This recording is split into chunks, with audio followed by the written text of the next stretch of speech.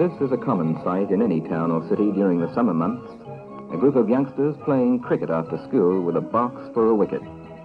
This group is more fortunate than others because one of the world's greatest bowlers, Ray Lindwall, passes this street on his way home. And here comes Ray Lindwall right now. The sight of Ray Lindwall approaching makes the bowlers and batsmen strive harder than ever to show him what they can do. They are keen to attract his notice with a lusty shot or to knock over the wicket, so they will win approval from the former champion. Lindwall can see and appreciate the latent talent in these lads. This is the same sort of back street in which he used to play himself as a boy, and to bowl at his fastest when Bill O'Reilly was walking past each evening. Lindwall eventually played for O'Reilly's club, state, and then for Australia against every cricket country in the world. Some of his duels with Len Hutton are listed in the history of cricket, and when this pair began a test match, there was a hush, and then a roar, and then a silence. Young Jeff is mad on cricket and practices every chance he gets as well as watching the game.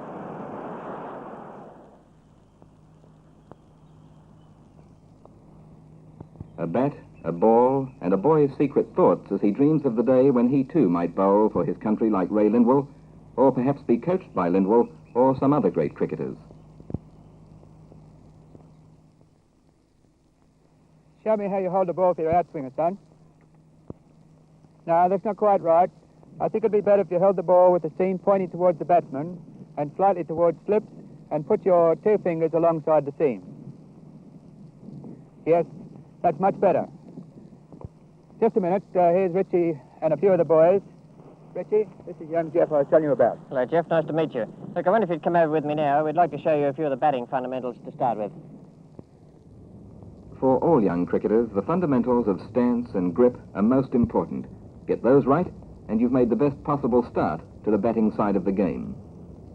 The grip, hands close together. The stance, feet nicely spaced, not too close together, but perfectly balanced, and just that touch of determination that the bowler won't get you out. Now, come on, Jeff, let's see if you've picked up these fundamentals. Let's see your stance and your grip there. No, come on. I told you before there, you've got to keep your feet parallel to the batting crease. That's the boy. And bring that bat in so it's behind your right toe. A little bit further. That's the boy. And your hands together. You've got your hands apart on the bat again. Together, that's right. And just point your left elbow a little bit down to where the bowler is. That's very good. Now, let's see how you go with this one, pitched outside the off stump, Jeff. Now, you've got to get your feet across. You'll see how the good players do it when they get their foot across to play a cut or a forcing shot off the back foot. And you've got to get yours right across so that you're right over the ball and your eyes are right behind it. Now, this time, if the ball's up, Jeff, I'd like to see you play a drive. Here comes the bowler now. Well, now, again there, this is exactly the same. Slightly in reverse with your feet. You didn't have your left foot across to the pitch of the ball. You had to play with the bat a long way away from the body. If the ball had done anything at all in the air or off the pitch, it would have come between bat and pad. Now, next time, you see that you get your foot right across and your head right over the ball. Well, now, you've got some problems there, Jeff. You're not playing those shots very correctly at the moment. I'll tell you what we might do. We've got some great players here, Neil Harvey and Keith Miller. We're going to run through some of the shots. Let's go down and have a look at them, and then we'll come back to the nets later on, eh? Neil Harvey was one of the greatest batsmen ever to play the game. He played from 1947 to 1962, scoring 6,000 test runs for Australia, most of them in attacking manner.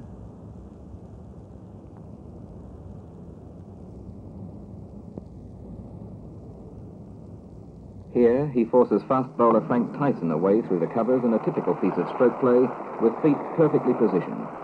One of Harvey's great strengths was his footwork, particularly against slow bowling. Now, the same basic rules apply to right and left-handers, Jeff. Footwork's one of the most important of these. Let's have a look at Neil Harvey now and just watch how he dances down the pitch. Now, let's have a look at the same shot, this time in slow motion. Watch the feet. First the right, and then the left up to it.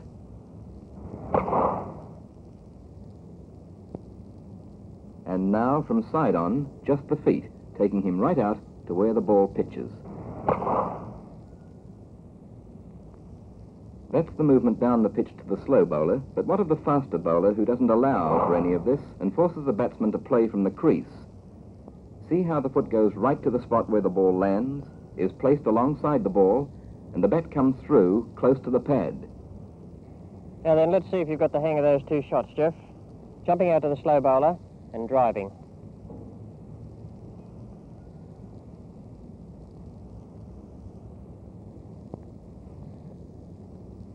To break up a bowler's length, Harvey would force the ball through the mid-wicket, and though he is hitting across the ball, he's doing it with perfect safety.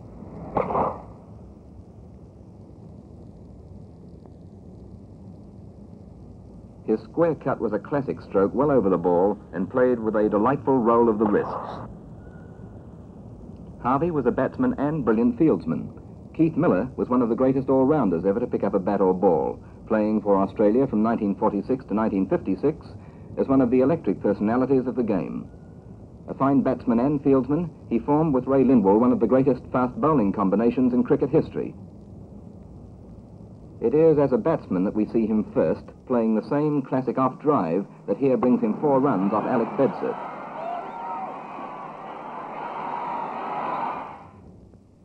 He is perfectly positioned for the front foot drive.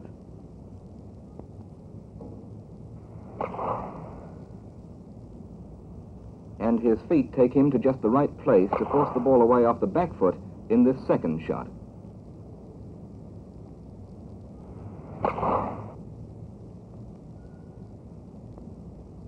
But remember that attacking shots are based on defense. And see here how Miller plays his back defensive stroke back perfectly straight. Watch it closely. It's not hard to copy, and it's most important. Now let's have a look at this back defensive shot in the same way as Miller played it, Jeff. Let's see how you go with that. That's very good. Excellent. That's exactly what we want. Now we've got Bill Lorry and Bob Cowper and Peter Birch and Wally Grout to do some wicket keeping for us, Jeff. Let's have a look at them and see what they've got to show us. Victorian Bill Lorry has been a fine opening bat for Australia since 1961, taming men like Truman, Hall, Statham and Griffith. Here, in a test, he gets Statham away for valuable runs.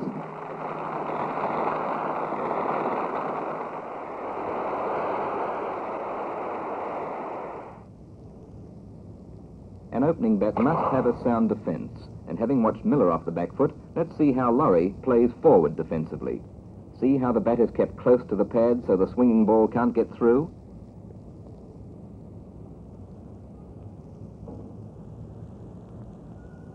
And the same applies to the off drive. But now let's see what happens when the opener plays too far away from his body.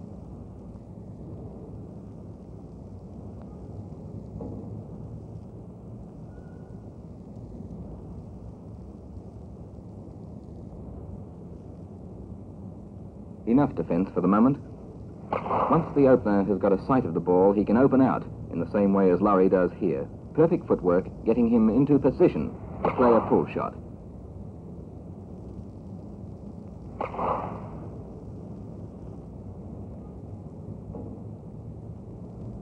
Bob Cowper is also a left-hander, though entirely different in style, almost a gentle player. He is nevertheless a magnificent timer of the ball. Here he waits for the ball to come to him and cuts it away behind point, making sure that he is always well over the ball.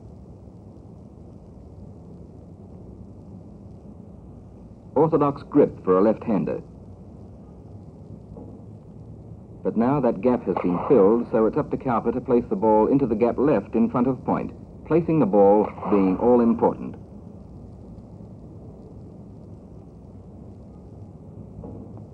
His drives are made with an ease that belies the timing that has gone into the stroke. Feet beautifully positioned.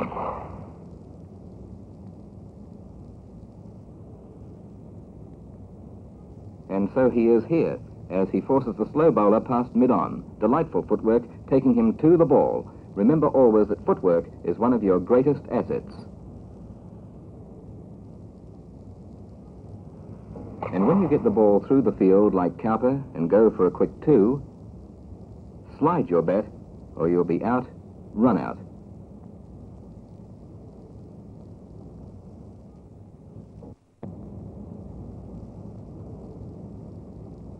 Peter Birch, one of the finest Australian players in recent years, is a great driver off both back and front foot, and as well has perfected the sweep shot. It is not really a stroke recommended for young players. Better to wait until you are nearly as good as Peter Birch and are able to get the ball away behind square leg when the slow bowler strays towards leg stump or just outside it. Wicket-keeper Wally is perfectly positioned as Birch sweeps.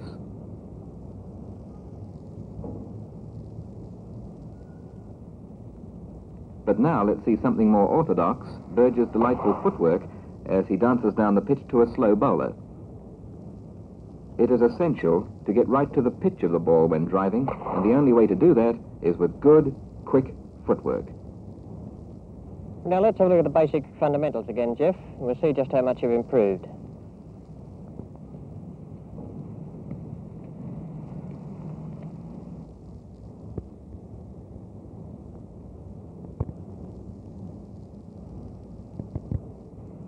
Well, Richie, I don't think there's any doubt that this boy has improved a good deal.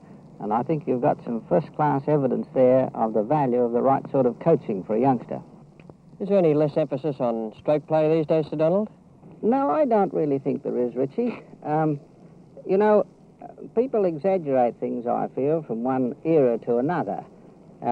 If you look back over the history of cricket, you'll find you've had great stroke players in previous generations, and you've also had a number of slow players.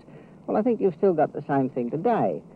I was reading an old book recently, and I noticed that Bill Woodfull, the Australian captain, who was a great player, made a century in a match in England, and he only hit 1-4, and that was his last scoring shot. But this was not indicative of every innings that was played by everybody at the time. You've got to take into account, for instance, the field placing, the type of bowler, the type of wicket, and the conditions. But I think, by and large, if you can generalise, we have players who attack the ball today just as much as we used to have. Did you enjoy your cricket, Sir Donald? Did I enjoy it? Richie, when I was a small boy, the week consisted of Saturday. The other 6 days were a fill-in to lead up till Saturday. I don't know that this is a good thing, actually, because boys have got to learn to earn a living some other way besides playing sport, perhaps, but I really lived for Saturday. And I don't think that anyone can be a good cricketer if they don't enjoy their cricket. This is the whole basis of it.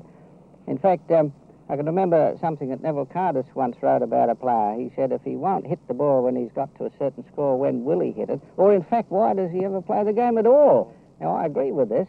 I think it's quite right.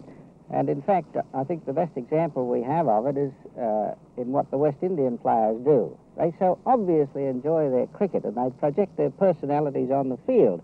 I think this is what endears them to the public as much as their ability. I think it's basic to the whole thing. You've got to enjoy your cricket, and if you don't, what do you play it for? Is it true that coaching methods have changed or improved over the years? What about when you were a lad? Did you have any actual straight-out coaching? Well, let's take the last part first, Richie. I had no coaching whatever when I was a boy.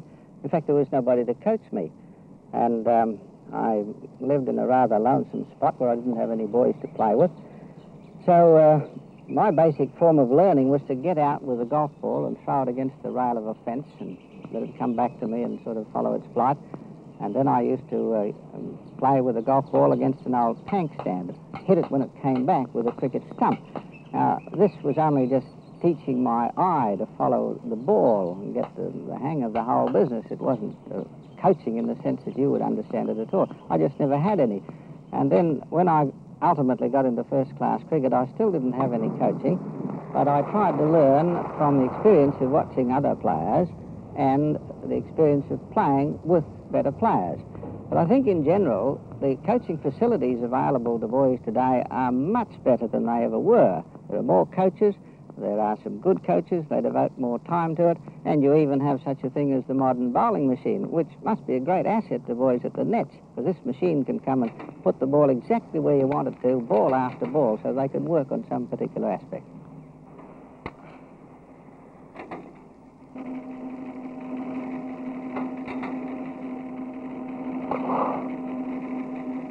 Former Australian opening batsman Arthur Morris here wants to practice driving off the front foot, and the bowling machine is perfect for this type of work.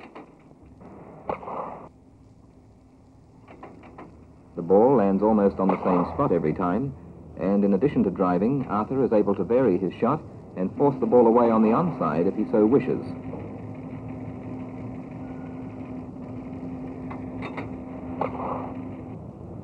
My normal stance at the wicket is to have my feet a few inches apart. This enables me to get evenly balanced, and I think those players who have their feet together as the bowler is coming up will still have to make a preliminary movement, because you've got to get your feet apart anyway before you can start to move into a shot. So you might as well get there in the first place and save that little extra amount of time. It can be clearly seen in the film that my back lift is perhaps not as straight as some other people's, and perhaps not as straight as some coaches would advocate. But this has always been my method, and I do try and get the bat straight as I'm bringing it down to make contact with the ball. That is for shots forward of the wicket and defensive shots. Now you'll notice that the bat is actually lifted and gets up towards the height of the stumps before the bowler lets the ball go. This, I think, is important. If you wait until the bowler lets the ball go, then you will be too late and you'll have to hurry into your shot. Do you think there's much difference in captaincy and field placings these days? I'm told that some of the field placings are more scientific in modern times, although I believe that in the olden days there was more emphasis on the taking of wickets. I don't really think that that's true, Richie. If anything, I would be inclined to say there's more emphasis on taking wickets today than there used to be. Certainly, anyway, at the start of an innings. You know only too well that we've gone through certain periods in cricket where the laws have been changed. For instance, the law was ordered so that you could get a new ball more frequently. And for a while, we were getting a new ball sometimes when there were only 80 or 90 runs on the board. Now, as a result of this, you had your fast bowler and your medium pace bowler being used a lot more, and this developed the habit on the part of the captains of starting off with their leg slips, and frequently with more slips on the offside and a short gully, nobody back on the fence at third man, nobody on the boundary at fine leg. Now, I think the captains adapt themselves very readily to the rules under which they have to play. But I would certainly think that today, at the start of an innings anyway, there is more emphasis on taking wickets. In any case, at all times, you've got to adjust your field placing to the type of bowler who is operating. I think our modern captains are very alive to this. I would think, if anything, their field placing is a little more scientific, and I think they tend also to change their field for each individual batsman a little more than they used to before. As Sir Donald Bradman and all captains know, there is no more important man in the side than the wicket-keeper. Brilliant Australian Wally Grout here shows the technique of stumping as Peter Birch dances down the wicket and plays well away from the ball. Some keepers snatch at the ball, but not Wally. He waits, gloves pointing downwards, for the ball to come to him, and then, like lightning, the bails are removed with the batsman stranded, helpless, yards out of his ground.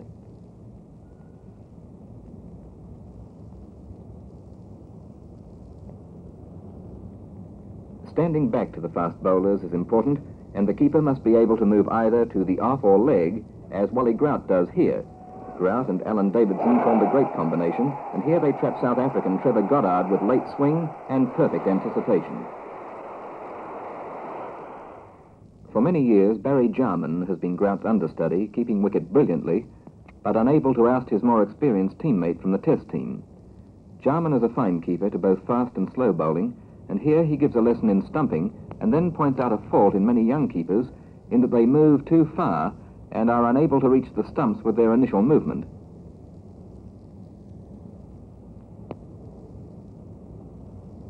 The same on the leg side. First a perfect stumping, and then, as some young keepers do, going too far to take the ball. Now both keepers show their methods of taking the ball on the leg side with a fast bowler operating. First, Grout moves quickly as he sees the ball going wide past the batsman and takes it at full stretch with perfect anticipation. Then Jarman, moving in the same way as Grout, finds that he has in fact moved too well and takes the ball inside the line of his body rather than at full stretch. Now, as Neil Hawke scores runs, Jarman combines with one of the greatest of Australia's fieldsmen, Neil Harvey, to demonstrate a run-out. Harvey, fielding deep, moves beautifully around the ball as the batsmen take one and turn for a second. His powerful throw flashes to Jarman's gloves, with Hawke trying to make his ground. But young cricketers will see how Hawke assists in the run-out by not sliding his bat as Jarman whips the bails off. Tom Graveney here finds that Harvey is just as good at slip as in the covers when the brilliant Australian turns the balance of a match at the Sydney Cricket Ground with a great catch. Here's the Harvey method of catching, with hands forming an inescapable trap for the ball. Peter Birch snicks the ball well wide of Neil, who shows just how the young player should be prepared to dive to make ground and snare the catch. Few who saw it will ever forget this dramatic moment in Test cricket when Neil caught Jim Laker at the Sydney Cricket Ground, knocking the ball up at slip and then again at full stretch, and finally taking the catch behind point. One of the greatest all-round fieldsmen since the war was Alan Davidson, who always seemed in balance no matter what he was doing in the field. Here the ball is played wide of him at cover, but he is still able to gather it in, and with a throw against his direction of momentum, returns it over the stumps to the waiting wicket-keeper. These players and all other great fieldsmen practiced hard, in the same way as Bob Cowper has shown, keeping his reflexes in trim. All Test players practice fielding assiduously these days, for who knows what the next ball may bring. It could be the catch that wins or loses the vital Test match. To modern-day cricketers, fielding and catching is just as important as the batting and bowling spheres of the game.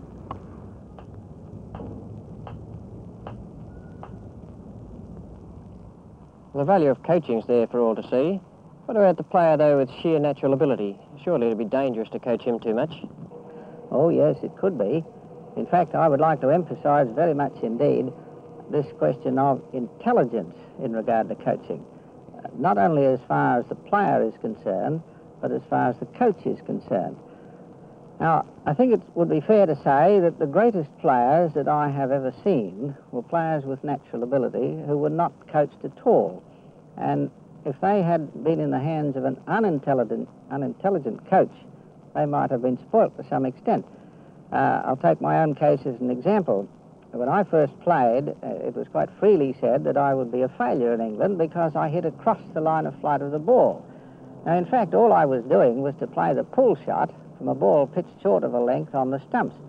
And there is no other way to play it except by hitting with a cross bat across the line of flight. So you've either got to play it that way or cut the shot out altogether. So the player himself has to learn when he can play it and when he should not play it. But I think that a good coach should spot very quickly a fellow's natural ability and his natural attributes and leave those alone. Just simply develop the things that he's got. And the player, in turn, must realize that when he's got to have his left elbow up in the air and when he's got to get it out of the road. It's a cooperative effort between the player and the coach. Who are some of the greatest players you've seen over the years? Well, now, if you could spare a couple of hours to sit down by the fireside and talk to me about this, we could have a really good chat, because that's a fascinating story. Starting off with some of the Englishmen, I should say Sir Jack Hobbs and Sir Leonard Hutton were certainly two of the greatest, and I refer to them first largely because they were so technically correct. In fact, I think that Sir Jack Hobbs was probably the most correct player that I ever saw, and strangely enough, he was not a coached player. And that, I think, is evidence that you don't have to be incorrect with your technique just because you're not coached. Another great Englishman who was very unorthodox, a magnificent player, was Dennis Compton. Wally Hammond, a magnificent batsman, coming to some of our own lads, of course. I think in his 1948 form, Arthur Morris, probably the best left-hander that I saw. Neil Harvey, also very great.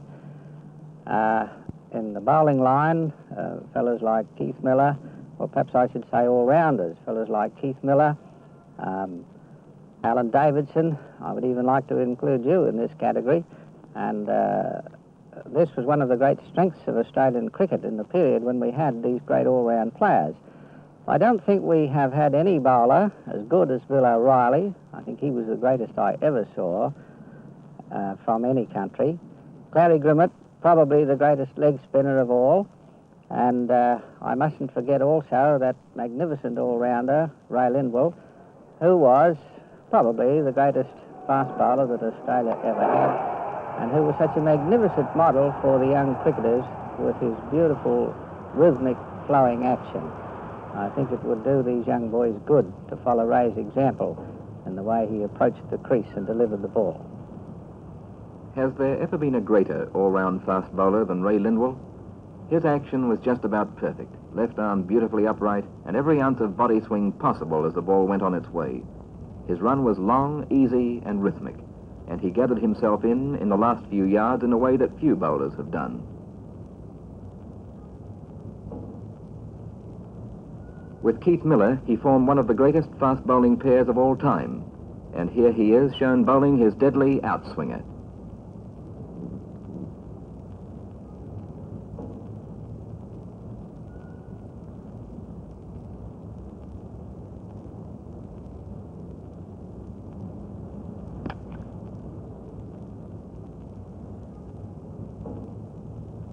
Now that's the grip for the outswinger. And that's the grip for the inswinger. Now you try it and see if you remember it.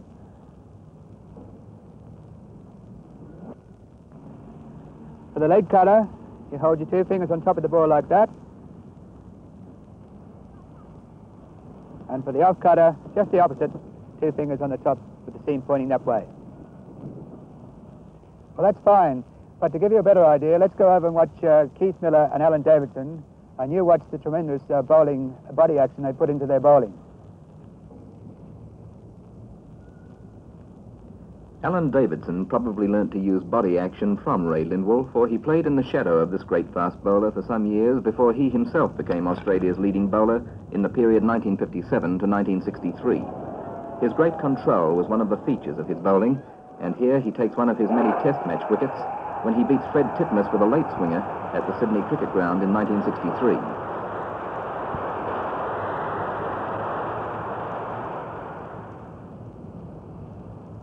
Now let's watch Davidson and see just how he prepares to bowl any one of his deliveries. First of all, he measures out his 15 paces, the 15 paces that were so often the beginning of disaster for opposing batsmen. A slight adjustment in the field, and now he gathers momentum and delivers the ball at fast medium pace. The inswinger to the right-hander.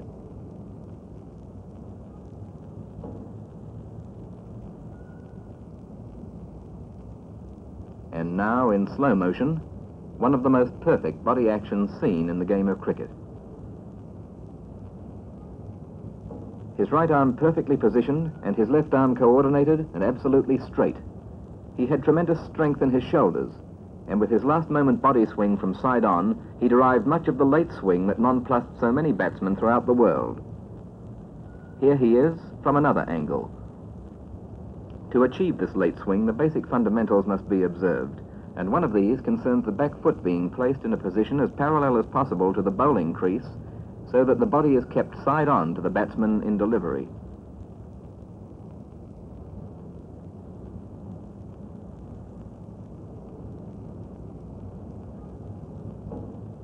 To the right-handers, he was a menace, cutting the ball away from them towards the slips with this grip, but being so accurate that he was able to concentrate on any minute area of the pitch or indeed on the stumps themselves. He was a fine fieldsman and batsman, as shown by his record, but his bowling was of most value to Australia, following the retirement of Miller and Lindwall. Late swing and model action combined to make him one of the greatest of Australia's bowlers.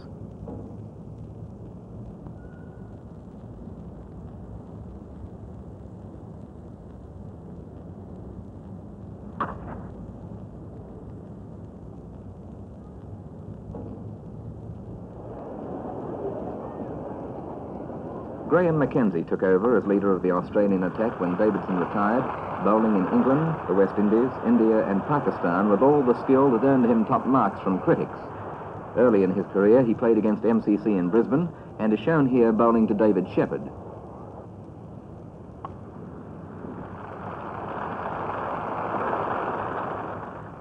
Mckenzie is powerful. He swings the ball late and has a very high action. His left shoulder is round further than normal, providing a great deal of body movement and completely side-on delivery.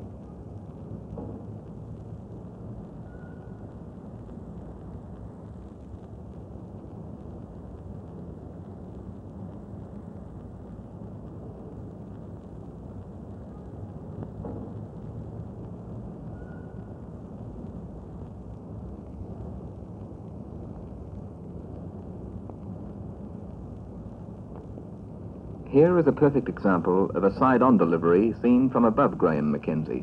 Take a good look at his strong body action.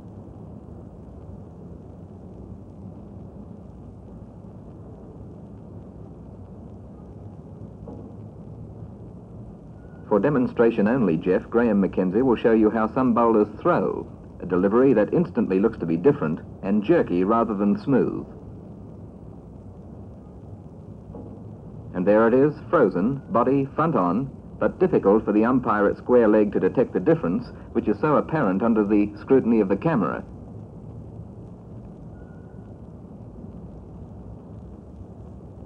Let's have a look at Keith Miller bowling his outswinger.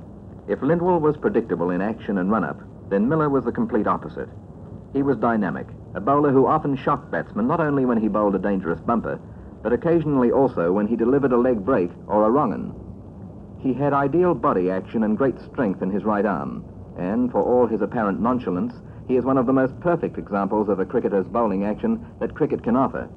Left arm always high, coordination perfect.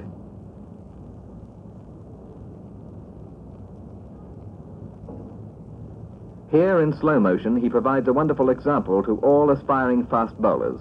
Left arm up and right arm pulling the body through. His bumper was vicious, as Len Hutton found out this day in Sydney in 1946. Keith Miller now shows his outswinger. First of all, natural motion, as the ball starts on the off stump, enticing the batsman forward, and then swings away late to give the slips fieldsman their chance. Let's slow down the action again for a closer study.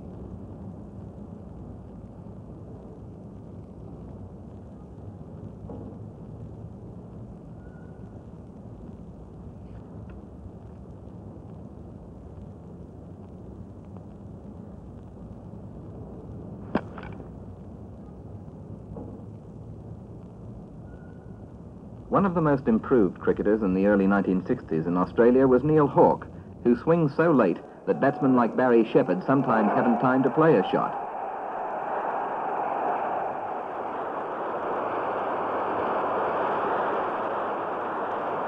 The same fate meets right-hander John Parker.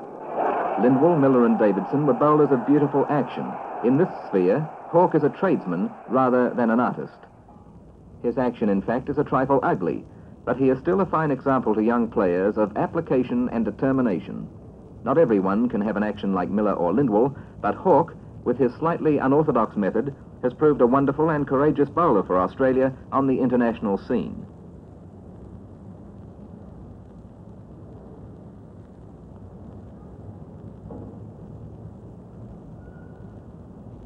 One of Neil Hawke's most dangerous deliveries is the slower ball, which we will show you here. Batsmen play a fraction of a second early and are not able to keep the ball down as they move to drive.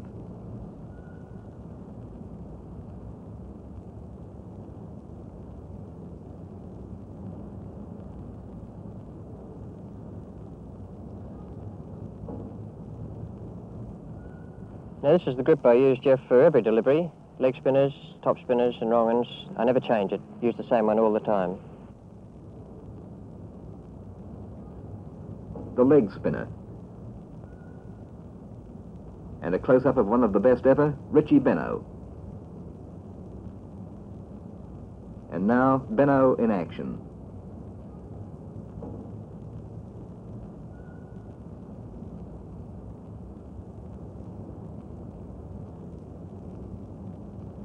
Body side onto the batsman, left arm starting high and then coming down close to the body as the right arm is pulled through. Spin bowling is not all beer and skittles, though, as West Indies star Gary Sobers shows here when he hits Richie through the covers for 4 in the tied Brisbane Test match.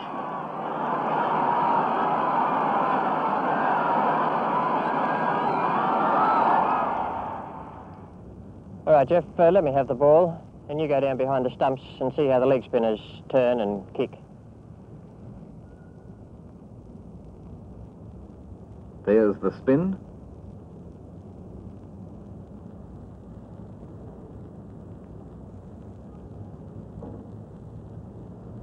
And here's the bounce that finds the edge of unwary bats. The wrong 'un out of the back of the hand was a Benaud specialty. He bowled it with admirable guile. In action, the delivery lands on the middle stump and spins to the leg stump. For all bowlers, fast and slow, the two essential things are length and direction, irrespective of the ability to swing or spin the ball. The tricks of the trade will come. Bowl straight and bowl accurately, and there is no reason why you can't be as good as the players you have just been watching. Young Jeff has been attentive and seen how the stars play their shots. The champion watches approvingly because Jeff has shown a grasp of the basic fundamentals of batting.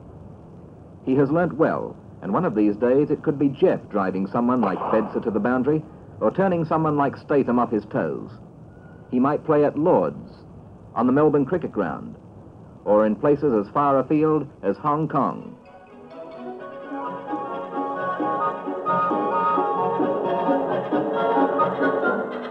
Yes, they play cricket in Hong Kong too. There's a match in progress right now. We view it from the peaks of this famous eastern location.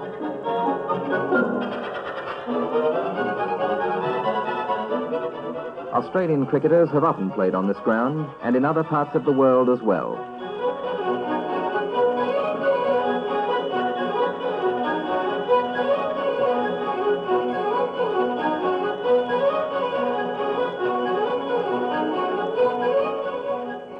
The game is played, for instance, in Hawaii against the background of glorious scenery. Cricketers play just as keenly by men and boys under Diamond Head as it is in Australia. This scene could be typical of Australia, parks filled with cricketers of all age groups.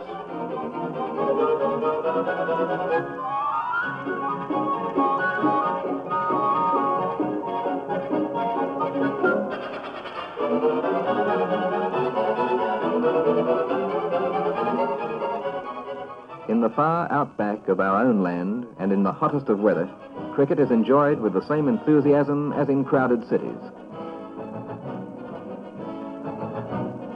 Dress isn't quite Lord's, dear boy, but it's 110 out there.